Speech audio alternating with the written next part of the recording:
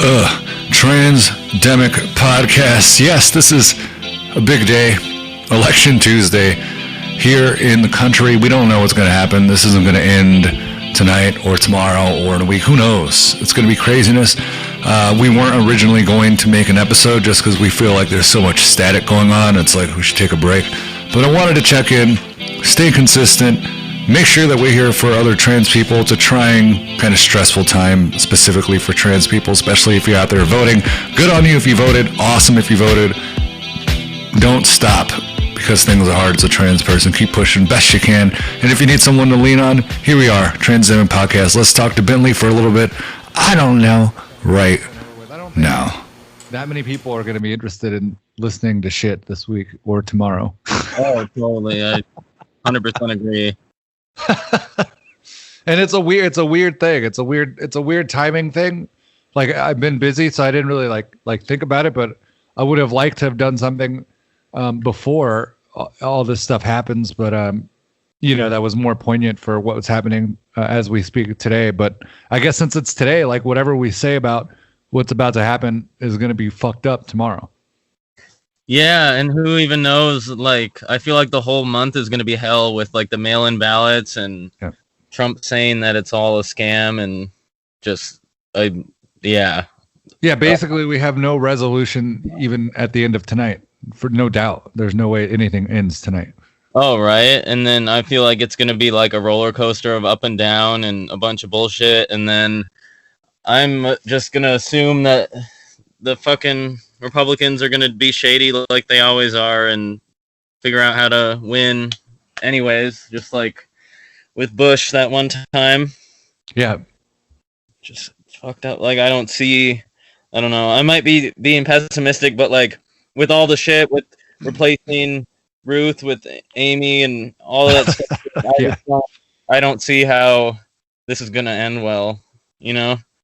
Yeah, not unless it was like a completely overwhelming sort of response for Biden, and I don't know how that. I don't know. I don't care. It's just it's too much to get into. Like, this outlet said this outlet said this outlet said this, because it doesn't mean anything. Right? Yeah, none of it means anything. But I guess just we'll probably do like 10-15 minutes here. But I just wanted to. Regardless of what happens, I guess nothing. I don't know. Like, things are going to be bad. Well, things have the potential to be hard still, regardless of who wins. Just given the nature of, the kind of worms that's been open in the country and everything. But speaking specifically for trans people, I think what really is going to matter, regardless, or light at the end of the tunnel, is. You can make there is kind of like relief based on like your local politics and elections and what you can do in your own city. Like, all this has been going on, but Minneapolis has been, for the most part, a pretty okay place for trans people, and some of the legislature and stuff that's happened and the ability to change my gender marker, all these things have been a lot easier. So I think regardless of what happens, I think your local jurisdictions are going to be important. Yeah, and I think until this last 4 years, a lot of people didn't realize that voting locally is so important, and I feel like no matter what happens, people are going to try and be more involved in their local polls and just being more what's the word? I guess active locally, because I think a lot of people for the longest time were like, oh, none of that really matters. It's like the one guy, but like it really does matter. Here, like when you changed your marker on your license and I messaged you, I was like, what the fuck? Like, how did you do that? And here it was the whole process of having to go to court and pay and everything just to change it on my license even. So like to see the effects of it locally. And I think from traveling a lot too, we have friends in so many different places and it's so different everywhere. So it's interesting to see what being like involved in your local community actually does.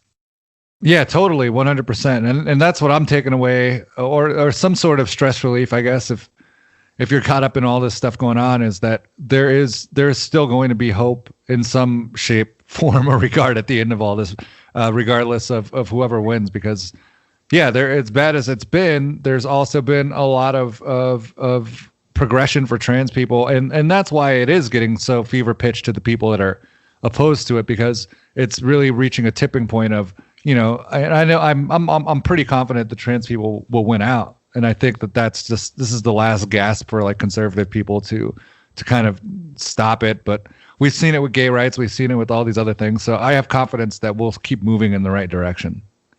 Yeah, I really hope so. And it's scary to think about all the people, like, I don't know about there, but here I just went to the post office and stuff, and like the amount of Trump flags on trucks and on houses, people painting their fences to say Trump around here. Oh, I didn't see it. I haven't seen any of that. That's crazy. Yeah, there's people.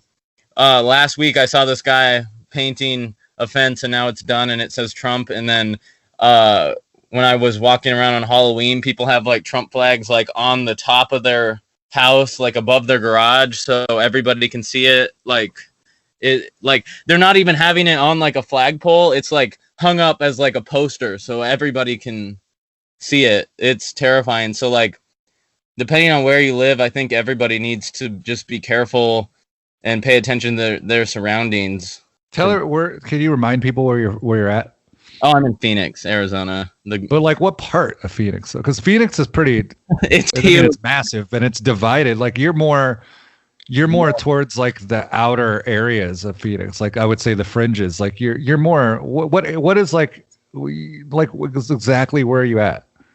North Phoenix. So like on the way to Anthem. Basically. Yeah. Which is like all about that shit. Yes, exactly. So there's a ton of just like one dude today, I'm not even kidding, he had 7 Trump flags on his car. 7. That's fucking funny. Well, you can only vote once. So I don't know why he has 7 flags. And flags are not cheap. Oh, hell no. Like they're so expensive. I don't know how you can just like throw that money away to make a point that you're like a racist. Like, you know what I mean? Yeah, at that level, that's totally how it comes across, and it's interesting because Arizona is going to be a huge factor in this election. So we'll see, what that's going to look like. Because then you see people saying that Biden, quote unquote, this is why I don't like to get into this, is I don't know how they surmise this because they've been fucked up all the time when they make predictions, but that Biden is winning or has a chance to, and from what I've seen in Arizona.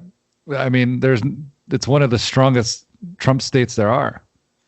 Yeah, and it's hard to see because I know a lot of people trying, like, at least right now, are trying to be quiet about the whole Biden thing. Because at least here, do you have that Nextdoor app there? Like that? I've heard of it, but I don't have it. But it's definitely a thing. Yeah, well, I got it here just to like keep track of like all the weird shit going on because there's just so many like Trump people here, and I want to like read what they're saying. But people have been posting around like that they're keeping track of who has Biden signs in their yard to like attack them later. I guess I don't know. So I think a lot of people here are also being quiet if they are Biden supporters. But on my block, I think we have 4 Trump signs and 3 Biden signs, and then a bunch of people without any. So like there is, even in the sticks here, there's still hope.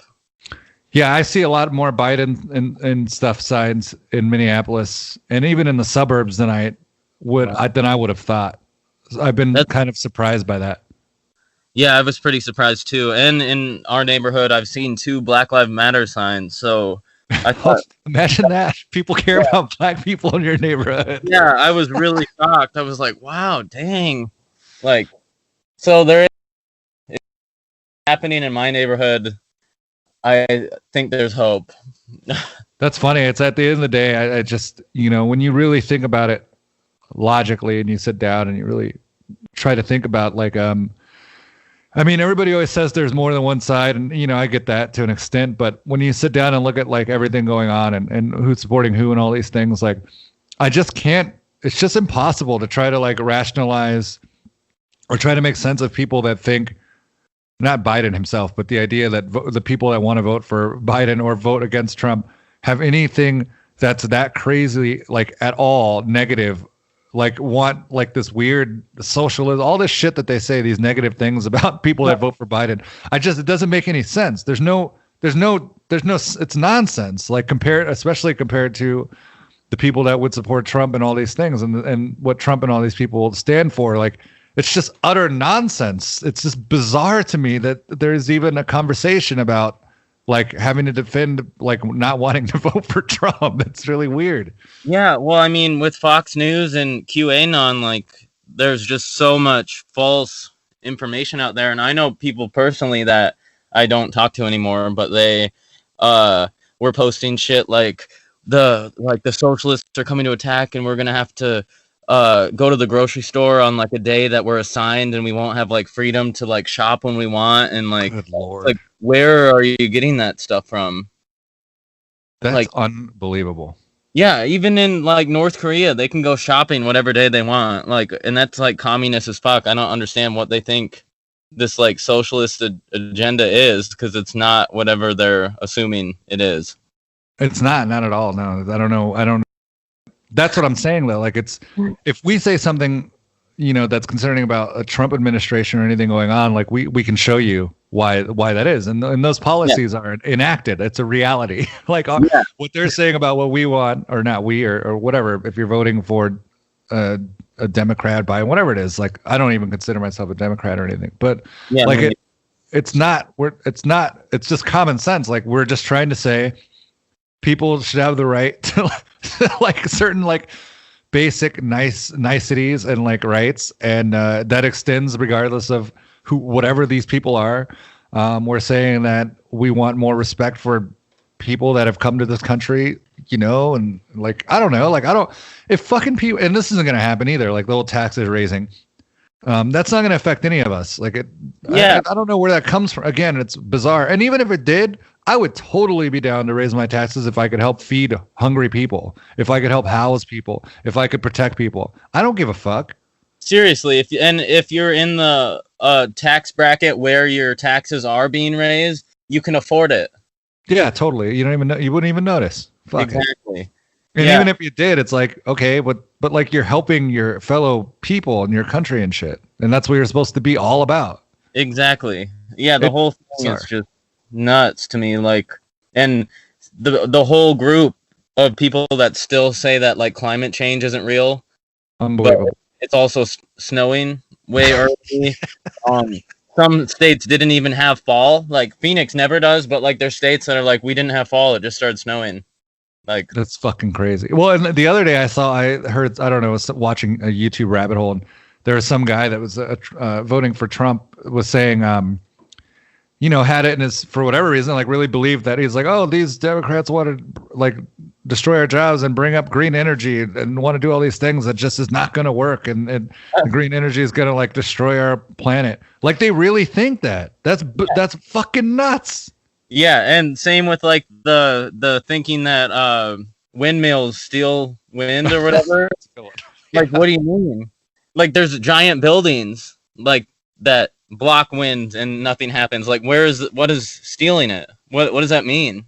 It's so, yeah. So there, I mean, that's some of the stuff that's out there, and hopefully, I think, even, let's say whatever happens, by the time people hear this podcast, they'll know, like, whatever it ends up being, like, we just have to rely on each other to make sure everybody's safe and all that. But also, like, it's not over. I think even in a loss, if Trump won, as horrible as that would be, I think there's still, it's an opportunity to get together for that next few years here and work together, like you said, locally, and really push. We could still push and do things. Like, it's not the end all be all. It's going to be hard as we fucked up shit that happens, but we can still do something about it.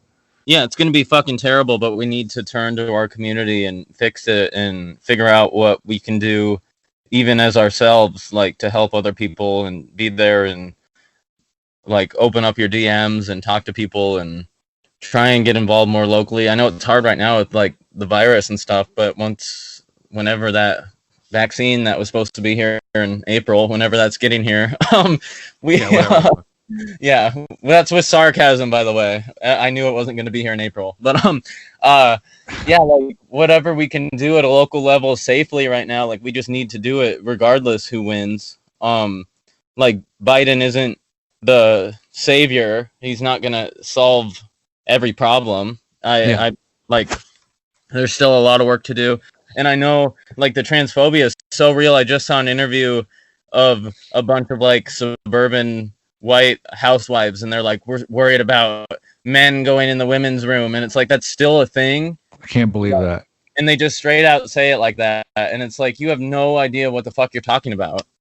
Yeah, Like there's no, it's just nonsense. And it's like regardless of what laws there are to protect trans people, if a actual dude wants to go in the women's room, he's gonna do it regardless what laws there are. I wouldn't recommend going through all the hell we have to go through to go use the women's bathroom. It sucks. Seriously. It's not worth it. Yeah, I do not understand that whole bathroom thing. It's like, when has any law stopped a murderer or a rapist or anything? Like it doesn't matter.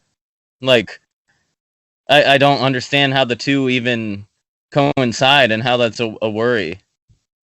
Yeah, me neither. And what about all the? I mean, to again, I'm not going to even get in. I mean, we can go in circles about that, but it's like it's just nonsensical. So let's say that's not even the case. Let's say, looking at it a different way. I mean, there's plenty of fucked up dudes that are in the bathroom with all sorts of guys or little kids, or and the majority of people that are predators are guys using the men's bathroom looking at little boys. Yeah, like right. It's just. I mean, and there's actual facts and cases that prove that. It's not just me. It's not rhetoric like the other way around, you know? Yeah. And like there's parks, there's the internet is so vast now with like people catching predators daily on the internet, like attacking kids and stuff. Like there's tons of places that aren't the obvious, like people aren't going to the women's room to do this stuff when they have the internet and they have the dark web and they can live by a school. Like there's so many different realistic things that people ignore for their own ignorant beliefs. Yeah, which is nuts. Like and again, and again, the bathroom it's so overrated for like a place to be creeped on. Like you don't see people's bodies ordinarily in a bathroom. Like I've been in all the bathrooms. Like you shouldn't be seeing people's bodies. Like really, you have more chance seeing like a naked body or body part in a dude's bathroom than you do a women's bathroom. Oh, for sure. Yeah, there's all the stalls and everything, and if that's the problem and you're worried about that, like also we should think, I don't know, in Europe, from at least where I went, in Japan, the stalls all close and there's like no gap. Yeah, so top to bottom probably. Like let's close that gap in the doors if you're really worried. Like it's so strange how we even have that gap where you can see like the whole stall anyways, when other that bugs the shit out of me too, by the way.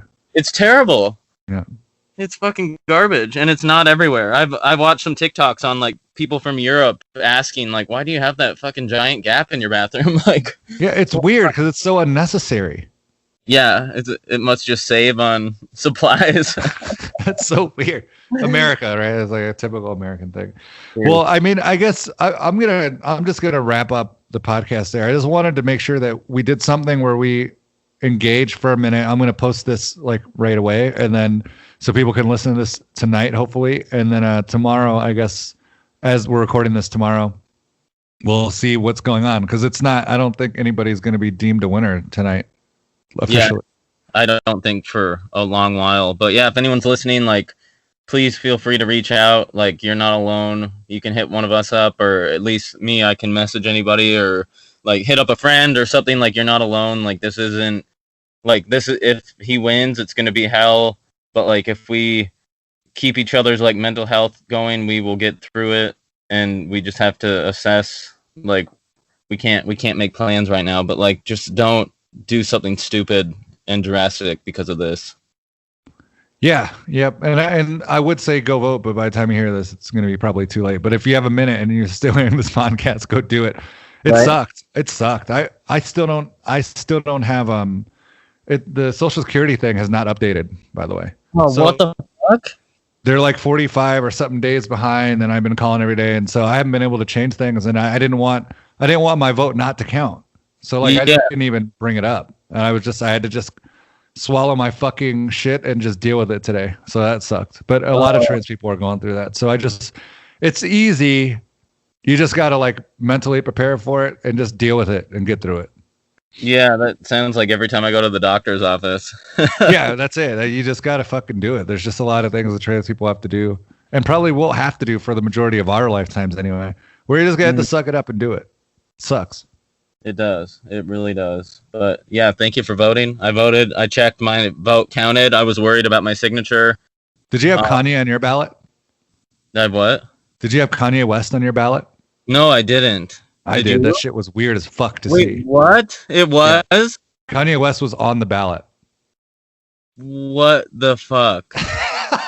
No, that was not on my ballot. It was really fucking weird. It was like real surreal to see it. I was like, this is some weird shit.